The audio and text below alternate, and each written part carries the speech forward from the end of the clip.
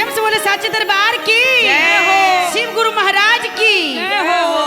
और आई हम सिंगर पूनम पांडे बड़ा सुंदर एगो गीत लेके आईनी हाँ जय हो। बिहारी बूट कंपनी से। हाँ। और दीदी लोग सुनी गाना के हाँ। और प्यार दुलार दी जितना हमार मामी मामा भैया भाभी दीदी जीजा काका काकी जितना लोग देखा तनी गाना के जय हो। सब आदमी तनी प्यार से चैनल के खोली या दुलार प्यार भरपूर दी। जय हो।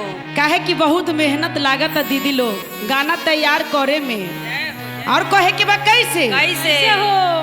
और शिव गुरु के देखी तोता चिड़ी से पूछता कि गौरा तो रहलक मरैया में, आई मरैया में से कहाँ गौरा चल गल रूस के। जय हो। गुरु जी तो बड़ा परेशान बा भोले दानी पर्वत पर। हाँ। अब चिड़ै से कैसे पूछता हो अरे भोले दानी पूछे चिड़ैया से। जय हो। चिड़ैया से अरे कहाँ गले गौरा मरैया से। अरे कहाँ गईले गौरा मरैया से। अरे कहाँ गईले गौरा मरैया से। अरे भोले दानी पूछे चिड़ैया से। चिड़ैया से अरे कहाँ गले गौरा मरैया से। अरे कहाँ गईले गौरा मरैया से। अरे कहाँ गईले गौरा मरैया से। जय हो।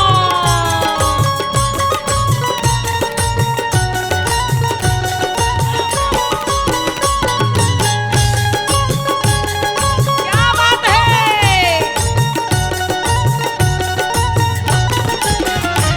अरे कहाँ गईले गौरा मरैया से। अरे कहाँ गईले गौरा मरैया से।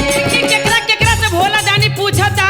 केकरा आई से गौरा हो? मैया कहतरी हाँ। कि आई भोला जी के पूरा पर्वत पर हम बौखा दे आ हम मिलब ना।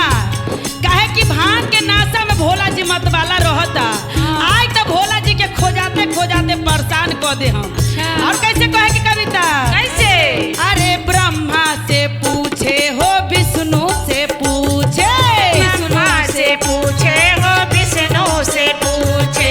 ब्रह्मा से पूछे हो विष्णु से पूछे। पूछे ला लक्ष्मी मैया से। मैया से अरे कहाँ गले गौरा मरैया से। अरे कहाँ गईले गौरा मरैया से। अरे कहाँ गईले गौरा मरैया से। जय हो जय हो। जय हो। जय हो। अरे कहाँ गईले गौरा मरैया से। अरे कहाँ गईले गौरा मरैया से। और देखी भोला जी बड़ा परेशान बा।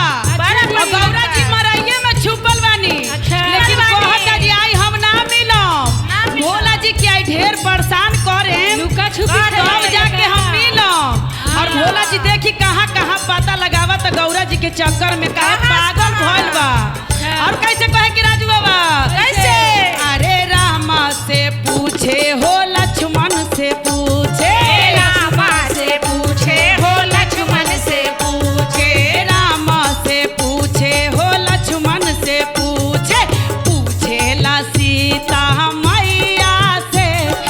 मैया से अरे कहाँ गले गौरा मरैया से।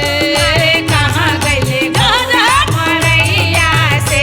अरे कहाँ गईले गौरा मरैया से। बोल हर हर महादेव की जय हो।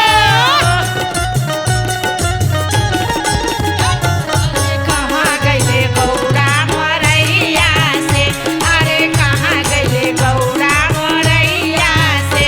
कैसे कहे कि कैमरा वाला भैया कैसे? गौरा जी के देखी भोला जी कितना परेशान बा। कितना?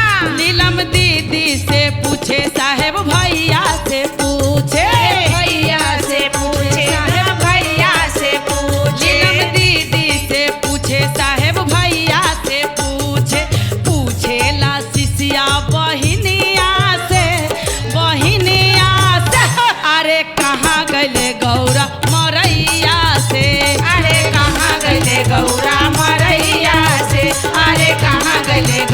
मरैया से, अरे कहाँ गले गौरा मरैया से।